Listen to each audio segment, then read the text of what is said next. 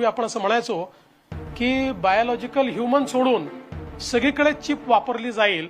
आता ते आपल्याला लक्षात आलं की बायोलॉजिकल ह्युमनलाही ही चिप कुठे ना कुठे कुठल्या ना कुठल्या आजारात लागणार आहे. भविष्यातला जो काही देश आपण घडवतो आहोत त्याच्याकरता अत्यंत महत्वाची आहे. भविष्यातलं इन्फ्रास्ट्रक्चर असेल आणि अगदी सोशल सेक्टर असेल, या प्रत्येक गोष्टीत सेमीकंडक्टर शिवाय ते राहणं शक्य नाही आहे आणि त्याची सुरुवात आपल्या देशात होते. ही अतिशय आनंदाची गोष्ट आहे.